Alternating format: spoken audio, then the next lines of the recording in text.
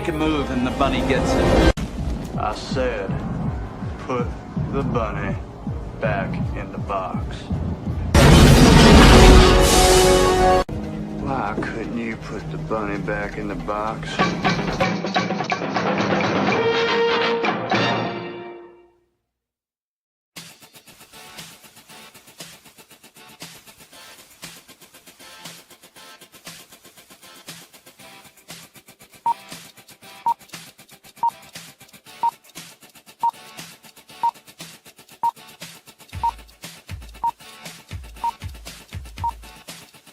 It's showtime. Roar. Roar. Colonel Ironsides here. 200 years I stood in the gap, fighting those who would harm my country. It was my honor, my sacred duty, so help me God. 9 times they took my life. 9 times I stood back up and made them pay. The freedom fighter I could handle anything, but someone betrayed me. I was ambushed, made mortal, rendered powerless, and retired. They passed an amendment and made me a civilian before I left the hospital. For 50 years I watched my country change. Watched this work while erasing me from history. The day I quit my job, I powered up and discovered they lied about that too. I'll remind them of freedom. I'll remind them of duty. I'll remind them of their oaths and who they serve. I'll remind them while I'm shoving it down their throats.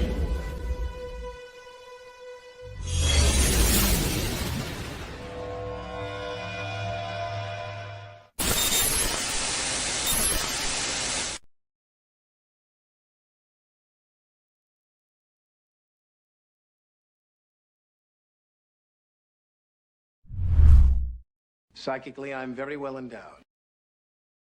I wanna know what you're thinking.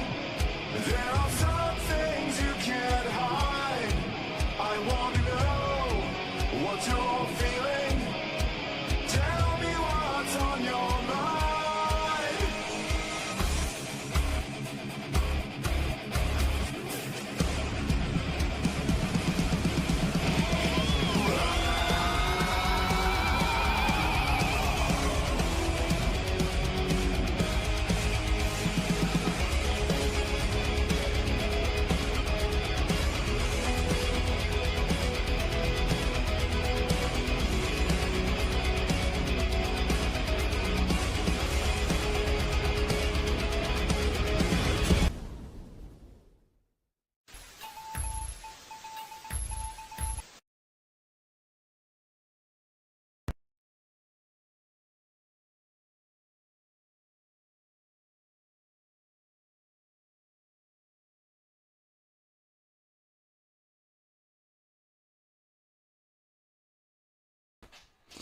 Hey there, everybody. Welcome to my Monday show.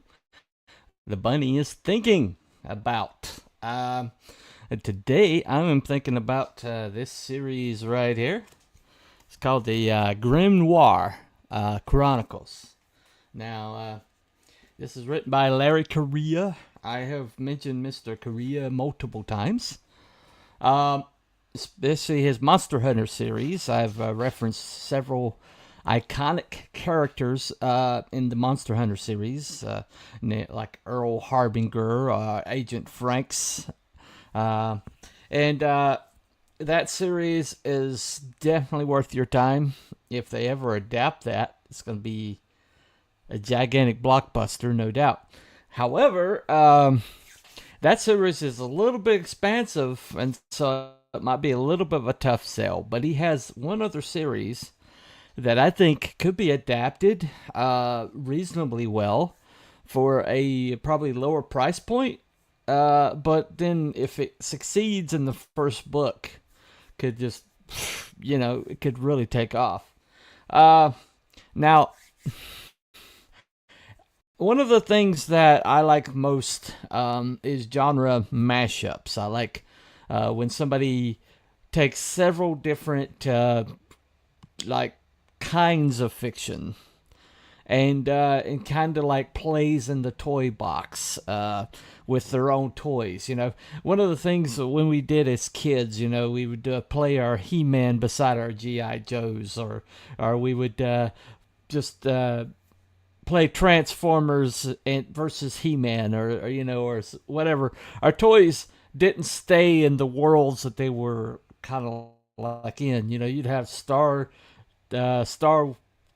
Wars AT-AT, full of your G.I. Joes, attacking the Cobra base or something.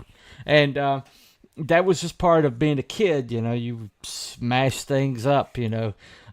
Nothing stayed neatly in its genre or in its spot. Because once it was your toy, it was your toy. You could dream with it. You could move it along or move it around and figure out your own stories with it. And that's one of the things that created such a healthy imagination. And you could stay in the world that they provided, or you could make your own. Now, one of the things I think it kind of engendered in me is my love for genre fiction. Especially mashups, or when people cross-pollinated. When something's not like strictly horror, but has like comedic elements, or with some science fiction or something like that. If you do that well, and one of the things that Hollywood does, the worst things that Hollywood does is it tries to pigeonhole art. In that, this is a science fiction movie.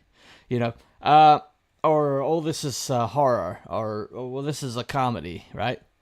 But the things that we enjoy the most, example, Firefly. Okay, Firefly is a Western. It's set in space with futuristic elements, so i.e. science fiction, and also war. Because these are war veterans that survived a civil war and lost. This is kind of like the Confederacy. A lot of the soldiers that lost the Civil War were kind of like ostracized from society, so they went west and they settled the West. And most of the gunfighters and most of the big bads out west, you find out, were from the Confederacy. That's where they got their training. But Firefly took that, and mixed it together, and made kind of like a more profane, more violent version of Little House on the Prairie, But these people were like on the edge of society, on the edge of survival, and having to trust each other. And it's a compelling series, compelling story. But it's got the Western tropes, and they're very familiar, mixed with science fiction tropes, along with the war veteran epics, war veteran out of time kind of thing, which is a really one of our favorite characters, are war veterans being forced back into violence or something like that. Now, Firefly is a good example of genre massive fiction that works.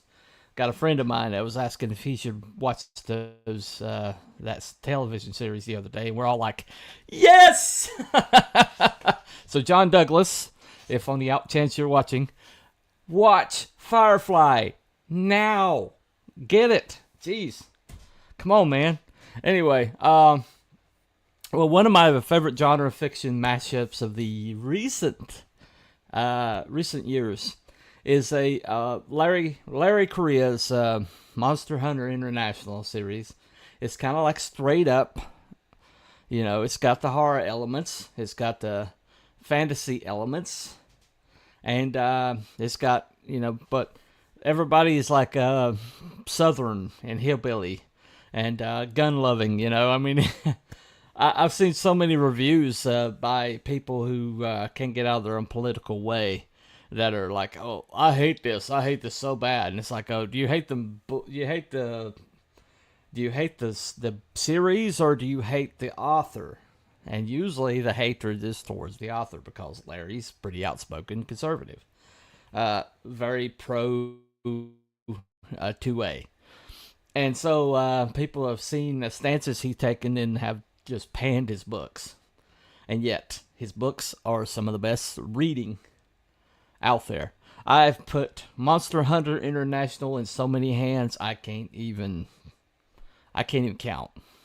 And everybody that has read that book has been a fan, okay? But the other book that I usually hand them is this one, The Hard Magic, okay?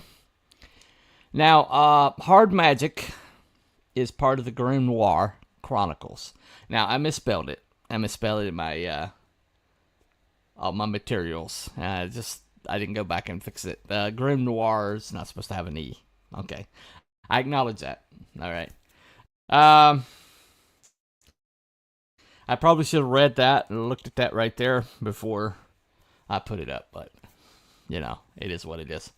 But anyway, Grimnoire Chronicles is basically a mashup of you can see from here. It's kind of got the Sam Spade, detective, hard-boiled, that element. But then it adds in some steampunk, because dirigibles is like the main mode of transportation. It adds in magic, because it has a magic system involved. And so it also, the geopolitical element is that Hitler was like wiped out before he could become a thing. And so this is the world that would have happened. And also added, because of the magic, the greatest magic user in the world is a shogun. Former, like, samurai shogun, you know, kind of warlord from Japan called Admiral Tokugawa. I think it's, make sure I get that right. Yeah, I think it's Tokugawa. Pretty sure. I should have, Tokugawa sounds right. I'll just say Tokugawa. Anyway. But anyway, so, this guy is like the most powerful magic user in the world, and he has made Japan into a massive power. Okay. Now, into this steps a man named Jake Sullivan, who happens to be a former, he came out of the army, kind of lost his way, he's coming out of prison. And, but he is a gravity spiker. Okay, so that's the power that he has. And what's cool about this is he has, every book, he has so much world building that he has like a whole entire appendices in the back of every book that explains the power system. And like, he's a spiker, so you look at up, and but you have like teleporters, a trap, a traveler, shifter, spell, shard. And the interesting thing is, you don't run into hardly, all of the ones that are in here. In other words, Larry created a whole entire world, and then he didn't use all of it, because he just did it. He did it because he could. And this represents like hours and hours and hours of work. And so, like somebody who freezes people or controls cold, it's called an icebox. Gravity spiker. Okay. Heavy. Okay. He's called a heavy. I'm sorry, I'm wrong. So he's called a heavy, which is a guy that can control gravity. Sea gravity spiker. Okay, so I was right. He's also called a gravity spiker. Anyway, But then you got boomers, you got beastmen, beasties, brutes. And it's just the whole entire magic system that he's created for this. But it's user-friendly. It's very user-friendly. And so the thing that I love, if I read a book and somebody has spent so much time creating a world around not only what you see, but kind of things that you might not see. And the reason why, it's the difference between leading somebody into a museum and they have to stay behind the ropes, and taking somebody somewhere and cutting them loose and let them explore themselves. What's going to be more impactful? The carefully curated, don't go behind, don't check behind the ropes, don't look too closely at the exhibits, stay where we tell you to, and this is the information that's available. Or the person that says, explore yourself, you can take the tour, but it's free and open for everybody to check it out. And so you can explore yourself, you can learn things yourself. And I always gravitate to people who have that level of world building. Okay. Now, in this one, Jack gets involved with a friend of his who happens to be a powerful woman named Delilah Jones. And she's part of a group of the people that are kind of the muscles of this world. So this sweet little looking lady can lift up a car and throw it at you. So, Delilah's something else. But they run across a young girl named Faye. Now, Faye's going to be like the most important character in all three books. Faye Vieira. You're talking about girl boss. Faye is something else. Faye is incredible. But so this first book, I'm not going to spoil it for you, but they basically go up against Admiral Tokugama. And because he's kind of like pushing things forward, he wants to take over the world. He seems to be in a hurry. They don't really know why. But he is making like a lot of moves that don't make a lot of sense. And so they have to go up against him and thwart him, or he's going to take over the world. And so they basically have to take him out. And so that's the first book, Hard Magic, okay? And so you're like, all right, you took out the big bad, the whole entire series, it seems. So where do you go from there, right? Well, in this book here, Spellbound, all right? In this one, you find out that somebody is calling from beyond. Somebody is calling on a spirit phone. He's calling Jake Sullivan.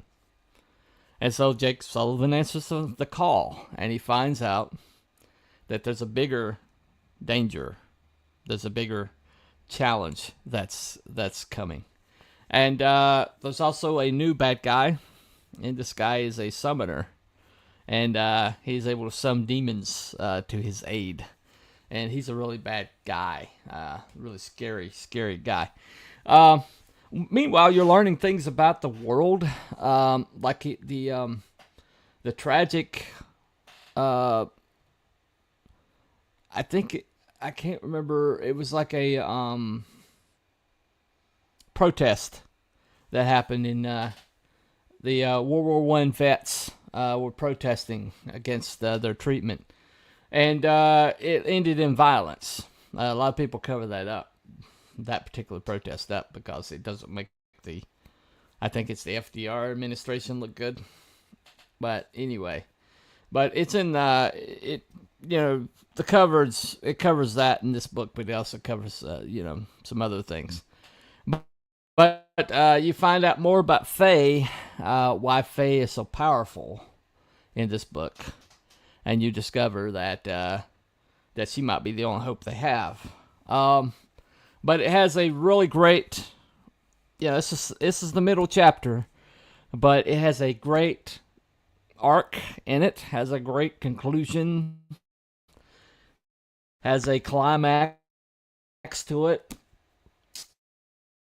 that's every bit as big and incredible as the first book. And then you kind of expands the universe. It kind of like gets you more into what the actual challenge is. And it turns out that they got bigger fish to fry than Admiral Tokugawa. As a matter of fact, they find out that he was fearing something that was approaching that he thought was going to endanger them all. And now he's kind of like letting them in on it. And so they've got this big challenge that's happening. And so these two books are really good. Really solid reading, really enjoyable. I've done the audiobook on both. They're both really good audiobooks. And but then you have to land the plane. And he's got a massive, massive thing here. He's got a massive plane he's got to land. And this comes in. Okay. Now, Warbound might be one of the best third acts of a trilogy that I've ever read. And it does something that I would never suggest anybody do in a million years. It introduces a new character at the last act of this third book. It doesn't show up anywhere else in the other two books. He shows up in his third book. And he becomes like a really important character. And, they find out that Admiral Tokugawa is back. And yet, that's not Admiral Tokugawa. There's somebody else wearing Admiral Tokugawa as a skin suit, basically. And so it becomes, they basically find out that the ultimate threat that he was fearing is about to come to pass. And they have to like charge into the most heavily guarded palace in the world and show it and rip the mask off for the world to see. And so otherwise they're going to die in silence and nobody's going to know the danger until it happens. Till it happens. And so, meanwhile, Faye Vieira has gotten so powerful that, she's become kind of like one of the most dangerous beings walking on the planet. And so it's like, what is she being prepared for? And the conclusion of this trilogy is just, you have to read it. You have to read it to believe it. But it's extraordinarily powerful. And it concludes everything, ties everything up. Sometimes a lot of things that it ties up are not the most pleasant things. Not everybody makes it out. And all three of these books, there's people who you care about, people that you grow to enjoy and like that don't make it out. And there's no red shirt syndrome in these three books. You like these people. You enjoy these people. You want to see them succeed, and they don't always make it. Which is the sign of a mature storyteller, in that he's not afraid to, take the story where it's going to go. And there is some really dark places that these people have to go to win in the end. And he doesn't flinch from any of it. So, out of these three books, Hard Magic is probably the most complete of the three. The other two kind of like lean on one another. It's kind of like Star Wars, Empire Strikes Back, Return of the Jedi. Return of the Jedi definitely follows off of Empire Strikes Back, which left on a cliffhanger. But this book is probably the most complete, easy to pick up, and it's probably the easiest read. And it has like probably the most dramatic rising, conclusion and all that. It's probably the most complete book. It will get you into the world, but you don't necessarily have to go further than this book to enjoy your time there. However, I would highly recommend that you go into this book and go into this book, Spellbound, Warbound. And so there's a reason why they have a similar name. And I think what happens is this book was so good that he decided to continue the story. And so that happens a lot. That happens a lot. The first book's so successful that somebody's like, well, I gotta strike where the iron's hot. And so I would highly recommend this series. Now, the elephant in the room is that Larry has his political leanings, okay? But I've seen so many people reviewing these books and kind of tanking them because they perceive some kind of political leaning in them. That's not there. They cannot divorce Larry from this book. And I can assure you, I know Larry's belief system.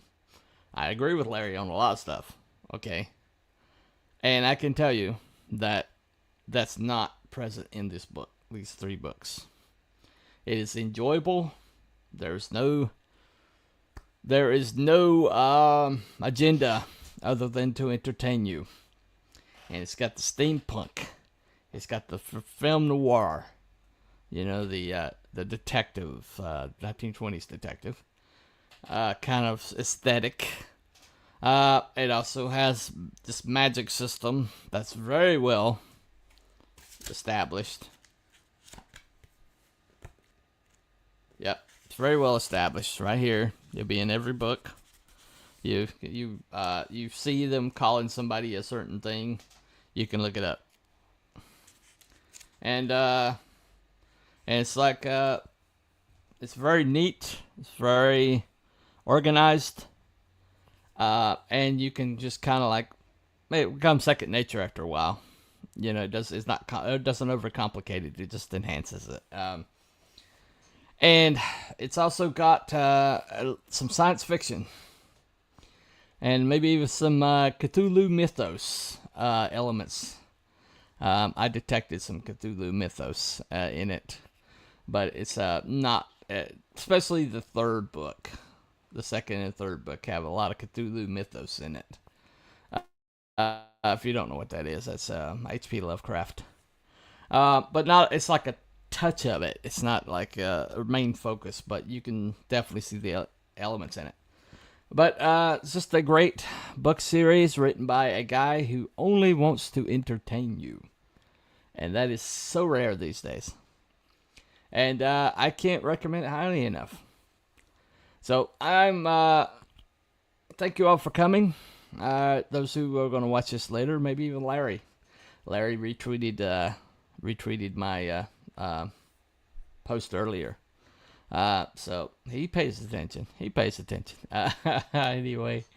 So, yeah, high recommend for me. Bunny recommend all three books or 6 carat books. The whole series is a 6 carat series. And just if you want a trilogy, you want a series to read that are bangers from start to finish, and this complete arc. There's 3 short stories that I've read from this series later on. They kind of like move it forward a little bit, but you can tell other short stories. There's really not much doesn't you can go without reading these 3 short stories. They're available though if you want to read more. Anyway, so that's been Cooper from Telepathic Bunny Comics. Y'all have a very good night. Follow the White Rabbit. Bye, everybody.